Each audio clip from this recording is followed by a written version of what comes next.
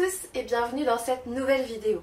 Aujourd'hui il s'agit d'un nouveau book haul et oui, je vous avais fait voter sur les communautés YouTube. N'hésitez pas à aller voir, je mets pas mal de sondages pour voir un petit peu comment je peux faire évoluer la chaîne en suivant vos désirs aussi, pas qu'en suivant mes idées. Et du coup vous étiez plutôt pour faire un book haul par semaine quand il y avait de la matière. En l'occurrence en ce moment il y en a.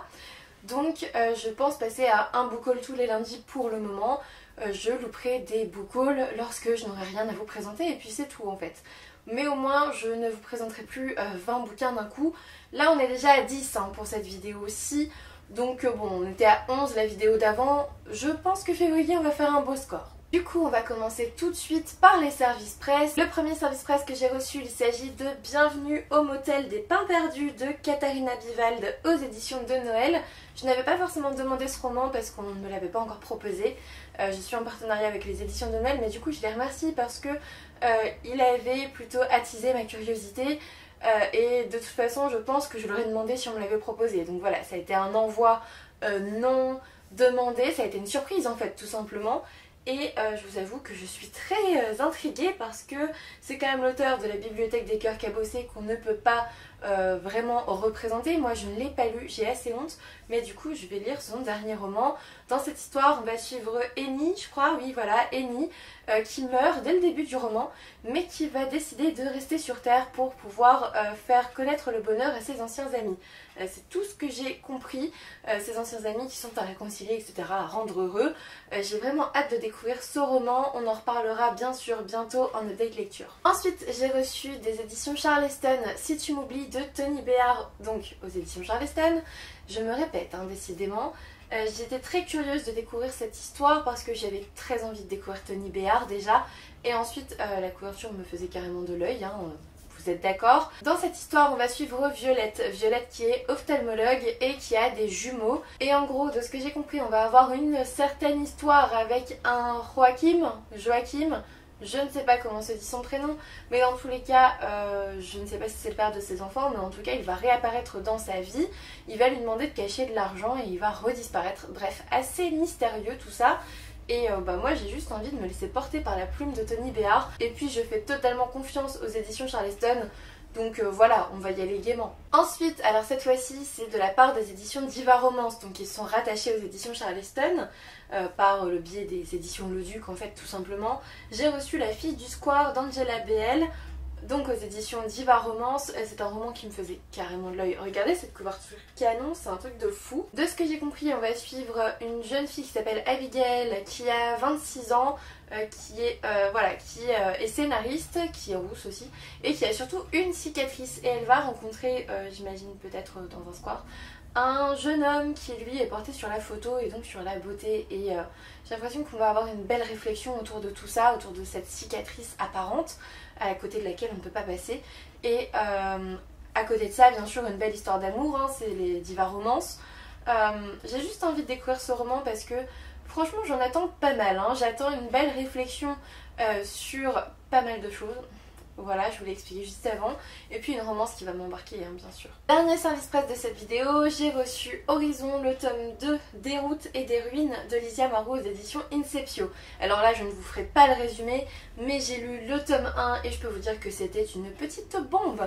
C'est-à-dire qu'on va suivre Xalia, c'est ça, qui vit dans une espèce de monde post-apocalyptique parce qu'on ne sait pas trop ce qui s'est passé en fait. On ne sait pas trop. On sait qu'à un moment donné, il y a eu une rupture et qu'on va suivre une jeune fille toute seule qui se débrouille très bien toute seule, qui va tomber sur un groupe en particulier et ils vont survivre. Elle est à la recherche de sa famille en fait. Et elle va découvrir des personnages qui étaent vraiment trop cool. Enfin, moi j'ai beaucoup aimé les autres personnages que Xalia. J'ai beaucoup aimé Xalia aussi qui est très brute de décoffrage, mais on sent une certaine sensibilité cachée, elle a une vulnérabilité qu'elle ne veut pas montrer bien sûr. Elle est toute seule dans un monde post-apocalyptique, évidemment qu'elle ne va pas se montrer vulnérable. Bref, à la fin du tome 1, il y avait une surprise de taille. Je suis restée scotchée sur la fin du tome 1, je ne m'attendais pas à ça. Je ne m'attendais pas à un tel coup de l'auteur, un auteur encore sadique aux éditions Inceptio, il faut le dire. Et du coup j'ai trop hâte de lire le tome 2 parce que j'ai ouï dire que ça sera encore pire. Voilà.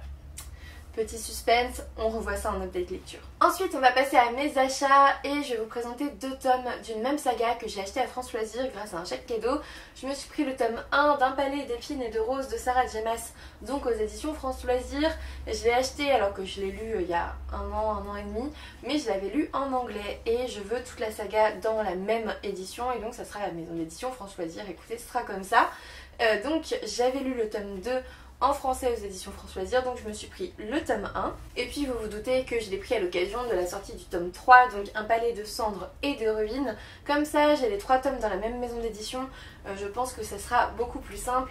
Si vous me suivez depuis un certain temps, vous devez savoir qu'Un palais d'épines et de roses, ça a été un coup de cœur pour moi. J'ai adoré, c'est une sorte de réécriture de conte et puis d'un seul coup on part dans autre chose et ce autre chose est encore mieux développé dans le tome 2, il y a plus d'action, il y a plus de réflexion, on voit un peu plus de contrées en fait de cet univers très particulier. On va être en compagnie de Fae, avec de fées en fait, F-A-E, je sais pas trop comment ça se dit, Fae, fée, avec des pouvoirs, avec une humaine qui découvre tout ça et en fait c'est trop bien, c'est vraiment très bien fait. J'adore la plume de Sarah J. Maas, que ça soit en anglais ou en français parce que du coup j'ai lu les deux et c'est une saga coup de cœur pour le moment, j'ai trop hâte de découvrir le tome 3. Ensuite, toujours chez France Loisirs, avec le même chèque cadeau, je me suis pris L'Outsider. Alors le problème avec ce roman, c'est que je ne savais pas qu'il faisait partie de cette continuité de Mister Mercedes.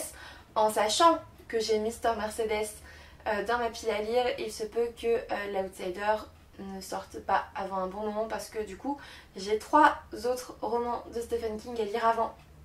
Voilà, en fait je m'étais pas vraiment renseignée, j'avais juste vu qu'il y avait un nouveau King qui sortait, je me suis dit mais pourquoi je le découvrirais pas avec le nouvel opus. Bah je pense qu'il va attendre plusieurs années ce nouvel opus parce que déjà Mister Mercedes attend depuis de longues années et je pense que je vais du coup commencer par Mister Mercedes parce que si je lis celui-ci, apparemment d'après Pico Books, il y a plein de spoilers en fait des tomes d'avant et du coup ça serait dommage parce que j'ai au moins le tome 1 quoi, donc voilà, je le lirai plus tard. Dommage. Ensuite, je me suis bien sûr acheté Une sirène à Paris de Mathias Malzieu aux éditions Albin Michel. Alors là, je ne peux pas vous faire le résumé parce que je ne sais absolument pas de quoi ça parle, à part que j'imagine qu'on va avoir une sirène, voilà.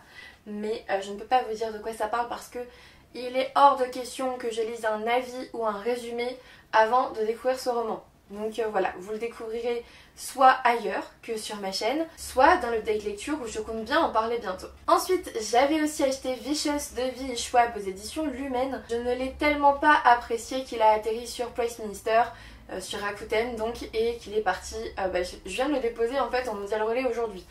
J'étais dégoûtée de l'avoir acheté neuf, donc je peux vous dire que je l'ai mis directement sur ma boutique en fait. Et comme ça, je récupérerai un petit peu d'argent pour m'acheter un autre livre que j'espère meilleur. N'hésitez pas à aller voir l'update lecture où j'en parle ou l'article sur le blog. Je n'épiloguerai plus sur ce roman. Et le dernier livre de ce book haul, c'est un achat qui n'était pas vraiment prévu, mais j'avais une espèce de chèque cadeau en fait à Auchan et ouais, ça ne m'a pas servi à acheter de la nourriture, mais un livre que je ne trouvais pas d'occasion et ça me gonflait profondément parce que j'avais envie de le lire très bientôt. Et il s'agit d'Alaska Wild de Kay Tucker, donc aux éditions Hugo Roman. Le problème quand je vous dis que j'avais envie de le lire très bientôt, c'est que j'avais envie de le lire très bientôt la semaine dernière déjà et que c'est toujours sous blister. C'est toujours la même chose avec moi. Je ne sais même pas pourquoi je vous dis ça, vous le savez, si je fais bientôt un book haul par semaine, c'est que c'est de pire en pire finalement ma chaîne. J'augmente la fréquence des book hauls avec l'augmentation de mes achats.